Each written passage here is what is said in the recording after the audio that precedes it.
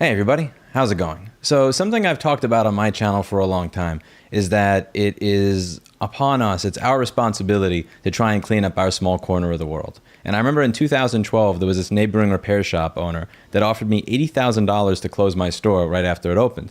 And when I declined, he scoffed with this, you're never going to change the world through computer repair, with an eye roll. And 10 years later, here we are. So whether you're a janitor, a laptop repair technician, or a billionaire, it's incumbent on us to clean up our small corner of the world, and that's going to be the topic of today's video. So before we can even get into what's causing the problems we have right now, can you take a minute to sort of define the problems that you believe we have right now? So the problems with the tech oligopoly? Yeah, in general. Before we even get into, because part of this video is going to be like what people can and should be doing to fix it, but let's just, for people who are new, what are the problems? Yeah, your channel is obviously about one of the most important one of the earliest ones is right to repair. We can't fix our things. They do things to make our computers impossible to repair. There's planned obsolescence. There's DRM and things that stop you from, kind of having the freedom you need to do things efficiently, and it just kind of makes things suckier. So that's one of the problems that we have. As we've seen the last few years, censorship of political viewpoints has become a huge problem too.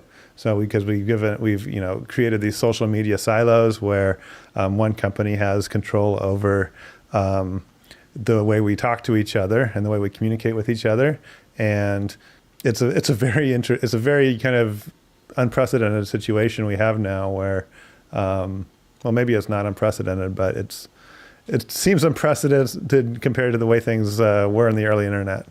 Yeah, every one of the issues you mentioned is kind of under the umbrella of control. It's that a small number of companies have control over what you do with your device, how you speak, who you speak to, what you listen to, whether or not they're listening to and watching you, whether you work on your device or anything like that. So what role do engineers that work at these large companies have to play in making this problem worse? I mean, all these problems can be fixed with software. I mean, the hardware problems, obviously there's kind of more issues there. But in terms of kind of our software sucking, obviously we can make software that's better. Everything about, whatever you don't like about the way your software works, if it's using too much battery, or if it's, censoring your speech, or if it's just buggy, that can be fixed with software. The problem is we don't have a competitive landscape anymore where, we have multiple entities trying to create better software. But yeah, engineers can fix a lot of these problems just by writing better software. Now, when you say that these people can fix these problems, like I remember in 2009, I spent 4 days working for this laptop repair company that would tell people that they needed a motherboard repair when the only problem with it was that they had a bad charger. But the customer didn't know any better. So they would hand them back the machine with a new charger and say, since you were such a good customer, we will give you a charger and the charge port, but the charger we'll give you for free. And after realizing that, I quit the same day. So I started my own company, and while I was kind of trying to create this, I was making about 1/3 as much money. And one of the things that you said is that many of the people that are involved in making these problems worse seem to not be willing to quit or leave, and that's one great way to get started on solving the problem. If you're a very talented programmer, stop working at Google and making the problem worse, and be open to taking a pay cut from $200K to $100K to make things better. Can you expound a little bit more on that? Yeah, I mean, let's see. I mean, where to start? I mean, basically, like I said, all these problems can be fixed with software. There are kind of the elite coders in the world who can actually solve this. Most of them are just gobbled up by Google, Apple, Microsoft, Facebook. They make hundreds of thousands of dollars per year in salary, and oftentimes they're just being kept there so they won't compete with you. And when I say you, I mean they will be kept at Google because Google does not want them out in the wild competing with them, fixing their shit, making it so that Google can't, have as much of a captive audience with some of the things they do. So yeah, it's kind of a racket in some ways. And a lot of the engineers don't even realize this, that they're being paid to do nothing. I mean, Silicon Valley had a great joke about this. I think it was like in the first episode even, where Hooli had the engineers on the roof who basically their company got bought by Google. Basically, probably Google was taking out a competitor by buying that company, or Hooli was taking out a competitor to buy that company. And then they didn't care what those engineers did once they took them away. They have a non-compete in a contract, right? So they have to stay at Hooli for 4 years. In the real world, this would be Google or Facebook or whatever. You have golden handcuffs, you're stuck at that company, and you're not competing with them. And even after you leave that company, you might not be able to compete with them. Yeah, Scott Galloway says in his book about the Big Four that that they will often just buy a company, even if they don't plan to do anything with it, just to stop them from being a competitor. And then more and more companies went from a model of let's make really cool technology and figure out how to be profitable to let's figure out how to get Mark Zuckerberg to give us a bunch of money to stop what we're doing. Right. And it really it taints the entire marketplace. And that when it came to let's say a lot of the Bell companies back in the day, there was so much technology that was hidden inside of Bell Labs that wasn't getting out there, because they didn't want it to compete with what they already had. Right. I think there's this fallacy that people have, which is, if I stop working at Google or any one of these companies, then I will make less money. But there's a chance if you actually produce an amazing piece of technology or an amazing piece of software that for you to be able to make more. Like when I made that decision to quit Laptop MD in 2009, I was making anywhere from $800 to $1,200 a month. And when I started my own company, I was only making, for the first month, I made like $400 or $500. And if I look back on that now, I'm very, very happy I made the decision I did. Not just morally, because I feel better about the way we treat our customers and we treat them honestly, but also for the fact that I make more now than I ever would have made working there. And even my lowest paid employee makes more than the people that work there. So there is the possibility out there. Now, a cutting criticism that I saw in some of the comments on the video you did on your backstory that I think has to be addressed is that you had your sellout moment, and now you're telling other people not to sell out. Easy for you to say, you evil billionaire. So tell us a little bit about the sale of WhatsApp, because this has a lot. Yeah. I don't think people quite understand how this went. I mean, I was not even involved with the sale of WhatsApp beyond just being the lone dissenter with less than 2% of the company. My sellout moment would have been, when I was in grad school and I had a little game application for people to play multiplayer games with each other. And Yahoo wanted to make that Yahoo Games. And so that's when I sold it out to Yahoo. I guess, the only thing I can say to that is, yes, I am not in the situation where, I will be foregoing anything. I did not ever have to forego anything by making the decision to not sell out. At the same time, I had when I sold out to Yahoo, I was planning on just going back to being a grad student. I was actually just planning on going up there for a month and then getting to work at Yahoo and then come back. I did wind up working for Yahoo. I think Yahoo actually did have a good mission when I joined Yahoo. It was very much the underdog.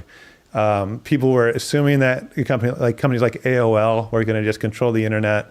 And we really wanted to prove that kind of the more open model where everybody can publish things and everybody is kind of on a more equal playing field could work. I did wind up drinking the Kool-Aid a little bit too much with the advertising model and things like that. And, for that, I apologize as being a 24-year-old, young man who, you get immersed in a culture like that and you wind up kind of going along with it. I mean, my preference always would have been to have the direct relationship with the consumers. Before I sold out, I really wanted my game application to be used by people who paid a subscription. I thought that would have been the right business model. I wanted to be I always wanted to be a small business success, not any kind of Silicon Valley thing, but just didn't have the capability to do that by myself.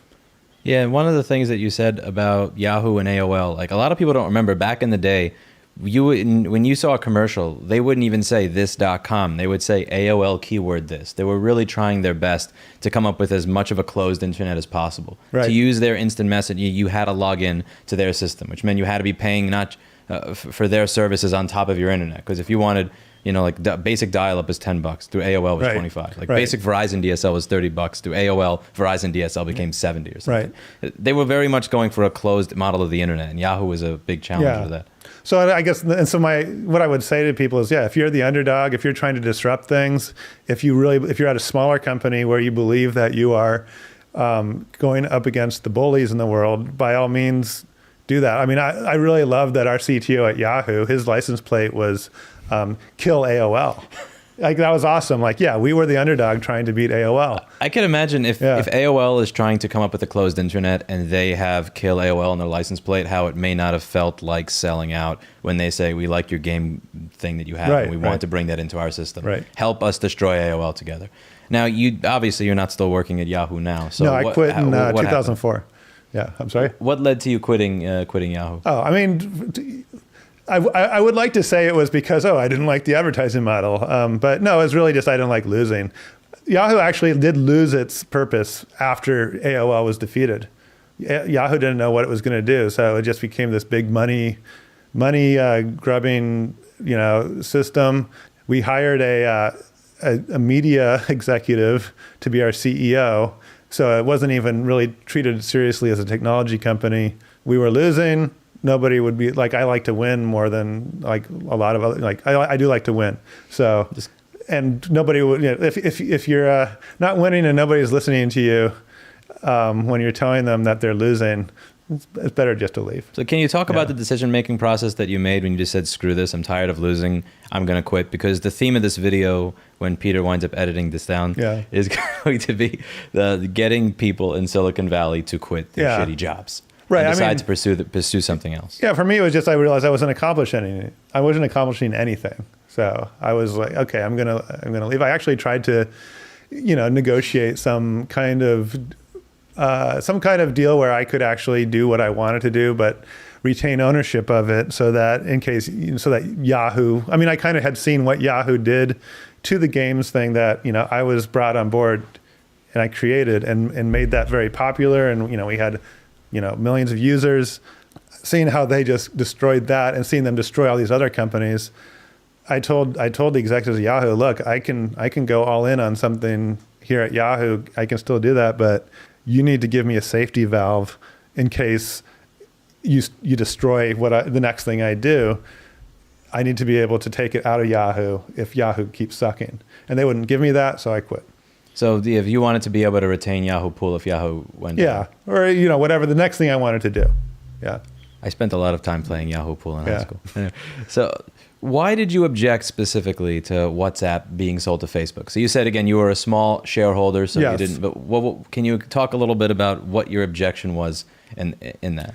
Yeah, I felt that WhatsApp had the capability of defeating Facebook. The same way Yahoo defeated AOL, WhatsApp could have defeated Facebook, and Mark Zuckerberg knew this, and he probably was looking at statistics and seeing that more people were uploading photos to WhatsApp than were uploading photos to Facebook and shooting bricks.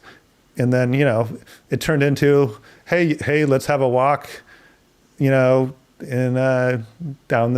the park, let's talk, right? And so they made an agreement to kind of make a huge purchase. People thought it was crazy. Mark Zuckerberg probably thinks it was one of the smartest things he ever did, and I think it's proven itself that Facebook solidified its kind of monopoly in that area by doing that. So again, it's from the comments that I get, and I get why these show up, because if somebody Googles you, one of the first things that winds up showing up is the WhatsApp sale. There's this perception out there that you happily said, yes, take ownership of this company, I want the money, when in the reality it was, no, I want to keep this, I want to beat Facebook. And I wasn't even, they didn't even ask me before they made the deal. So I found out the same day everybody else found out. I sent a quick text to the founder who was still talking to me, Brian Acton, who actually has kind of done a really good job now with Signal. So I want to say good things about Brian. I sent a text to Brian Acton though, just saying like, you could have beaten Facebook. There was much more for me to do as such a small shareholder. what objections do you have to Facebook's business model in general? Like, what made you say, I want to continue doing what I'm doing rather than be happy that Mark Zuckerberg is giving us money? I mean, I don't like the advertising business model, really. So, and the WhatsApp people didn't either. Like, they even, I think they tried to make that a condition on their sale, that the advertising model wouldn't take over. It was more of a visceral kind of reaction of like, look, elite coders in Silicon Valley are among the most luckiest people in the world. They have almost magic powers. Like, a lot of people from the outside look at them as like magicians. And you're sitting there colluding with each other when you should, like, you're supposed to be, you're already overpaid. You should be competing with each other, trying to outcompete each other, make better stuff for people, not abuse them. You're referring to them using the user as the product. Right, exactly, yeah. Yeah, I mean, that's part of, like, there's all sorts of things that, in a competitive landscape, you see great, like, little things here and there and everywhere get much, much better. And things like software improves and we all have better experiences using our computers. I think we all see this and we kind of experience it. We might not even know why, but things get better and better and better. And we also notice when things get worse. And I if you talk to most people, they don't think software has gotten better in the last 10 years. Silicon Valley stopped competing with each other to improve the software. Yeah, Scott Galloway was making the case that they just continue to buy a company before it actually has a chance to even try and start competing, and then the entire business landscape becomes, we're not even trying to compete. Our goal is to get bought out by Jeff Bezos, get bought out by Mark Zuckerberg, right, or somebody else, and that you wind up with less competition and less good stuff. Right. Now, when you say you guys are already overpaid, you should be competing with each other, are you referring to the programmer saying, I'm already a multimillionaire, but I want to be a billionaire, so instead of producing a better product, I'm going to sell it to Mark? Yes. That kind of thing? Yes. I mean, I'm referring to, I'm kind of a little bit of I think most coders aren't really capable of not to be too rude, but there's kind of like an upper echelon of programmers who really are the ones doing the really important work, and who are really, really good and capable of doing things. Those are the ones who are absolutely making hundreds of thousands of dollars a year. And they kind of know what's going on. They can get lazy. I mean, I've gotten lazy myself. There's some people who are just fine with it, right? They're like, oh, I work for Facebook. I'm happy to be more powerful. I'm elite. I like bullying people and making more money for myself. I think there's a lot of people, though, who do have a conscience and who want to actually make good stuff. And, they realize that that's their purpose kind of in this world as an elite coder, is to make great software for people. We talked about the ones who are just kind of put on the roof, like in the joke in Silicon Valley. I mean, they'll put you on some side project, which kind of fools you into thinking that you're doing something, but not really. Yeah. Do you think status plays anything into this? Like we were talking the other day about the idea of a programmer saying, hey, honey, I'm going to go quit Apple to, I don't know, write my own software and take a $200,000 or $300,000 a year pay cut. And that, avoiding that conversation and the ensuing argument from somebody who may not really understand why it is you're making that moral decision, may keep people working at Google or Apple, right, companies like that. Yeah, I think that's a huge issue. I think there's certain people who, especially here in Silicon Valley, if you're living in Sunnyvale in $1 million house, there's a lot of people in your life who are going to think that you're a loser because you don't live in Palo Alto with a $5 million house. So, yeah, some people fall into that trap of thinking that they haven't made it because of that. And it's just, you said earlier about, you can make more money leaving. You might not, right? At the end of the day, these companies are making crazy profits because of their abusive tactics. But it's still like, be honest with yourself about what you're really doing in this world. Yeah, I think it depends on what you're doing. Like if you're making $180,000 as an engineer and you may have to take a pay cut to 90 temporarily to then work your way up doing something else, like that's what I'm talking about. If Mark Zuckerberg comes knocking and says here's $20 billion, you're probably not going to beat that.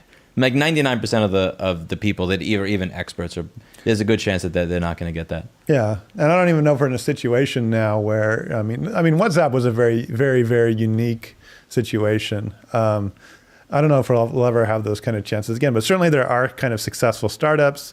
I always encourage any of the startups that I've invested in to stay independent, develop a sustainable business model, never sell out.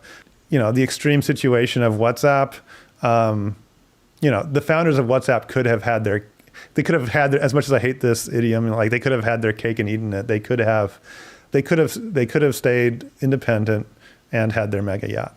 And beat Facebook. And been able to do what Jeff Bezos did, where they're asking for the bridge to be cut down so that they could fit his giant yacht through. Right. And the truth is, and this was admitted to me by Jan Koum even, if WhatsApp had done that, had beaten Facebook, the only way they could have done it is by undermining Facebook's business model of abusing people with advertising and data mining and things. When that happens, well, the combined value of WhatsApp in terms of the way Wall Street will value things, well, WhatsApp/Facebook working together, colluding, is worth, I don't know how much now, 300 billion, 400 billion now. WhatsApp and Facebook competing fiercely against each other is worth 20 billion, 30 billion, just because they're not colluding to take all that value away from the users. That's insane. Yeah. How do you think Mark Zuckerberg sees his users? Like, do you think that he cares about them and wants them to have a great experience, or do you think that they're just toilet paper? I mean, I think what happens to a lot of these, I've never spoken to Mark Zuckerberg, but what I've kind of have seen happen is there is kind of a contempt for users that a lot of these people develop over time. They are interacting. The users that they do interact with and they see are like the people complaining the most about things and like doing the craziest customers are the ones that you wind up dealing with the most. I think Mark Zuckerberg probably just sees it as in a very elitist mindset of like, okay, we know what's going on. We're the elites. We're the elite coders. We got our elite council who's like, the board of Facebook, any kind of thing that I might, or you and I might perceive as abuse, they don't really think it matters much. They just think, oh, these are just people, like we will guide them in the right ways. If especially when you look at how people are treating things like misinformation these days, it is very much like, how do we propagandize to people to get them to do the right thing? In their minds, what they think is the right thing. Yeah, what they think is the right thing. Yeah. And there's that whole who watches the watchers saying. Right. What should engineers be doing right now if they want to see the future be better? So if there's somebody out there who's watching this, who works at Google, who works at Facebook, who's like, I don't really like the direction this is going in. I don't go home in that sense of pride every day that I'm making the world better as a result of what I do. What is your pitch? Yeah, I would say my biggest regrets is not. I did have a terrible reputation within Yahoo of being a pain in the ass, but I would say be more of a pain in the ass. Like if you're at a company that's that you feel is doing clearly bad things, like you mentioned with your battery situation, go to the boss and make sure they stop. Like actually, you'd be surprised how easy it would be for if you're actually a good contributor and you work at Facebook, you could go and talk to Mark Zuckerberg, and you could say, "Fuck you, dude. You're an asshole. I quit." If he doesn't listen to you. Right? You have that kind of power. And if you're elite, you're already making enough money that you have a cushion. You can go do something that's useful. Yeah, like a lot of the pushback I got was, it's easy for you to say, if I can work for 5 years and pay off my house versus having to work for 15 years or 30 years to pay off my house, that's what I'm going to do. And I think one of the assumptions people make is, like, I make $200K right now, and if I lose this job, I will make 80 or 90K. But there's this assumption that that's all you're going to do. You're just going to stay and make 80 or 90K. You're never going to improve. You're never going to find anybody else. You're never going to speak to anybody else. You're never going to find an idea that winds up allowing you to start a company where you make more than your original boss. I just think that I hope that more of the people that are watching that are in that upper echelon of programmers that you're talking about think more of themselves, that they can do better. Like when I quit that place, not only did I quit and wind up starting a better company, but I took their two best employees, and one of them runs my store right now. And it's, every one of us makes more money than not only the other employees of that business, but at this point, even the owner. And Right. we did it in a way where we feel good at the end of the day. You know, he doesn't. You know, Steve does not have to take a shower when he's done with a phone call with a customer because of the way that they were treated by the business. Right. So yeah, we want people to quit. Let's see. You have time to answer some chat. Yeah. Let's see if there's anything in here that's worthwhile. Eron brings up a valid point. It's the financial equivalent of a non-compete. Yeah, I guess paying somebody a lot of money when you know that they're talented so that they don't work on their dream. There's this saying that like one of the worst things you can do to a person is give them like just enough to lead a comfortable life so that they will never leave and pursue their dream. Okay. I don't know how much I agree with that, but there are. It's a great way to get somebody to I will say this, you know, when I quit at Yahoo, the only I kind of had a you know, when I started at Yahoo, I kind of made a commitment. You know, I kind of made my demands, and they said I should never quit. Or they said I could never quit. I said, okay, I won't quit. By the time I did quit, they realized I had to quit, but they said, well, you promised you wouldn't quit, but that's okay. As long as you never work for Google. As long as you never work for Google, we'll allow you to quit. And it was just like more of like a handshake, you know, thing. But it was like, yeah, they cared about me not competing against them. When Google was kind of, you know, in 2004 when I quit, the writing was already on the wall for Google kicking our asses. But it was very much that, yeah, don't compete with us. How would WhatsApp have made money if Facebook didn't buy it? Because to beat Facebook, it has to make money, and they were making money through advertising. Yeah, so what would their revenue? I believe their plan was to just charge people money. Like they were charging, you know, $1 a year. I think it was $1 a year for a subscription. That was a simple way. There's other ways too. Any kind of business to business thing you do.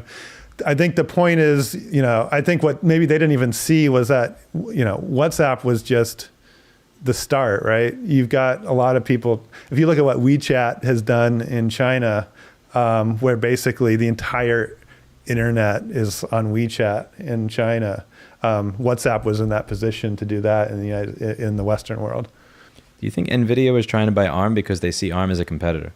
So with NVIDIA buying ARM, yeah, that's kind of like a. I don't know the chip space well enough to really comment on that one, to be honest. It could be the case. That's the thing. By the time a coder is making $300,000, they have a mortgage, 2 cars, a wife, and a kid that needs to eat. Dropping to 60 or 90K is near impossible for them. Yeah, that's the thing. You can't let yourself become trapped by that kind of consumerism. Yeah, the 2 cars are going to be, you know, the most expensive Teslas you can buy now, I guess, right? And you're, again, like I kind of use the example of Palo Alto. Yeah, if you want to live in Palo Alto, you're going to have to be a douchebag monopolist. I'm not going to dox you by saying what you drive, but it is not a $130,000 Tesla or a $200,000 Mercedes by any means. Yeah.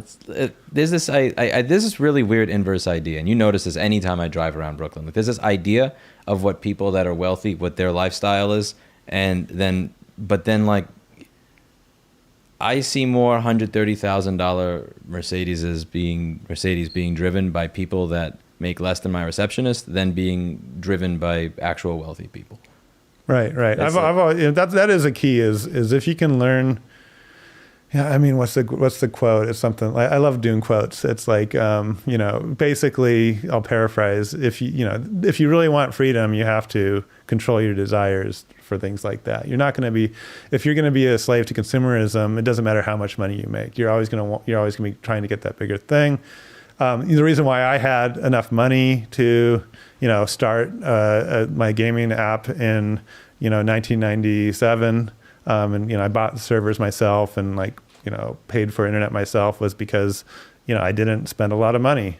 Even after I had sold out to Yahoo and I had Yahoo stock that was worth a lot, I still, you know, lived in a house with 2 roommates. I lived in an apartment, like a 1-bedroom apartment. You know, so it's pretty easy to you should be saving like half of what you make. If you're in Silicon Valley, for sure.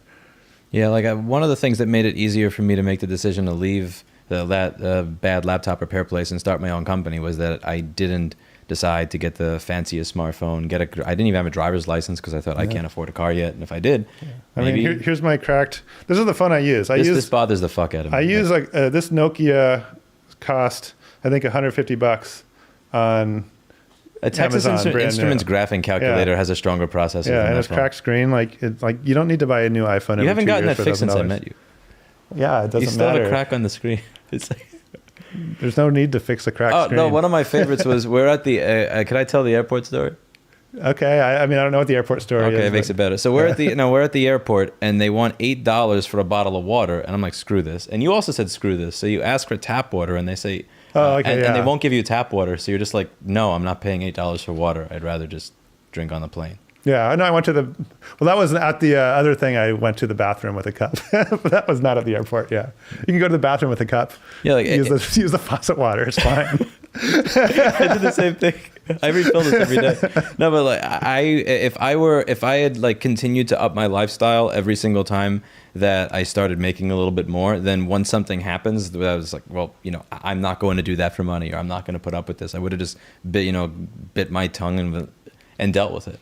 And I mean, if somebody has 2006 Nissan Sentras versus two S580s, they're going to probably make a different decision when their employer decides that they're going to start doing something that's less moral. Right. Eron reminds me of Big Head from Silicon Valley. He was the guy sitting on the roof who lived with the roof mates. I never watched that show, so I don't know if that's an insult or a compliment. Yeah, I only watched it I watched like most of the first season, then I stopped. It seemed pretty good. I feel like I should watch it. Maybe it hit too close to home. What decisions did Yahoo make that caused them to fall behind, in your opinion? Not emphasizing engineering.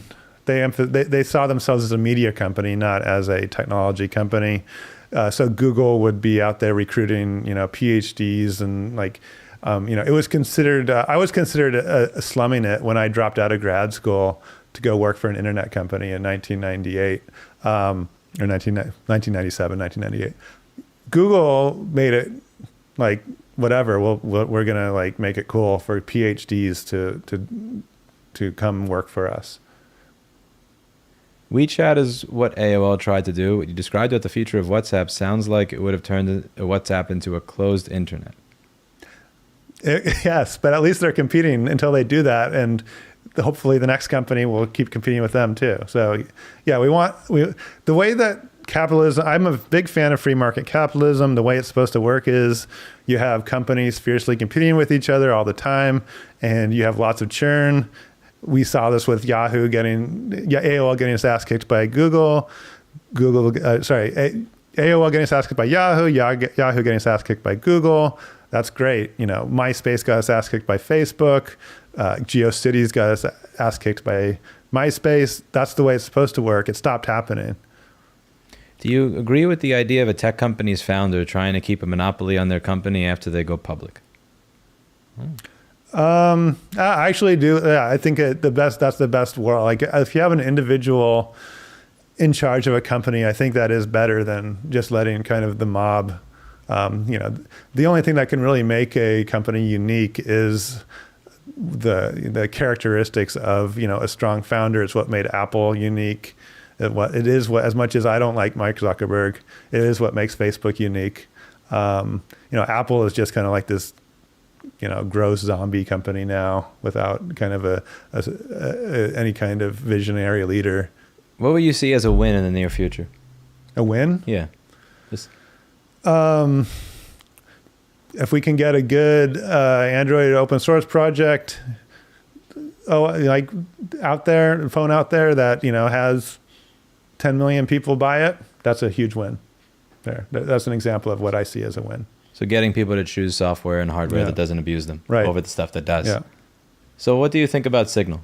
Yeah, I mean, Signal is a great example of the right thing. It's organized as a nonprofit, which might be the way things needed to happen there.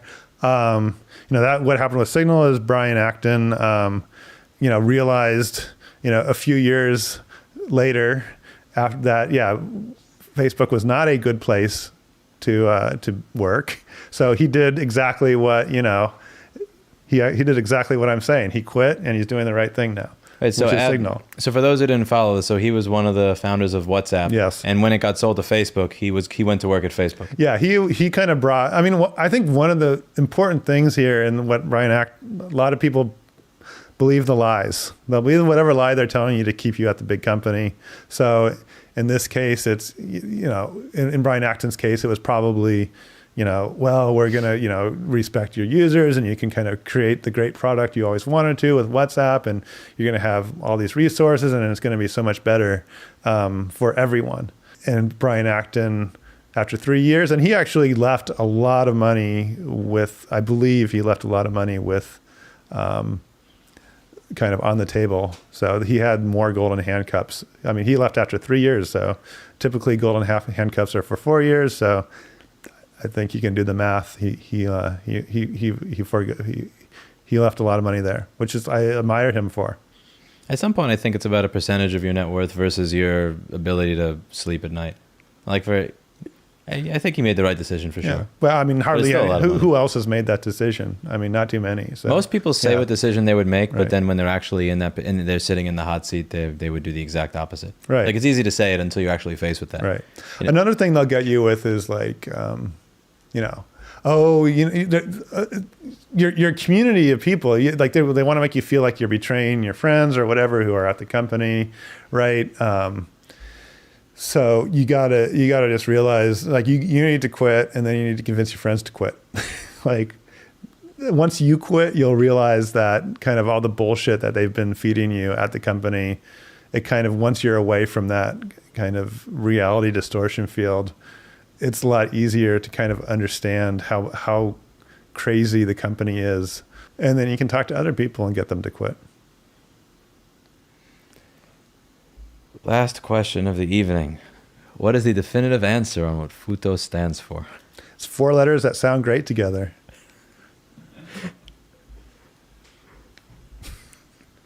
Well, that's it for today. And as always, I hope you learned something. Thank you very much for taking the time, and do consider quitting your job. Thanks.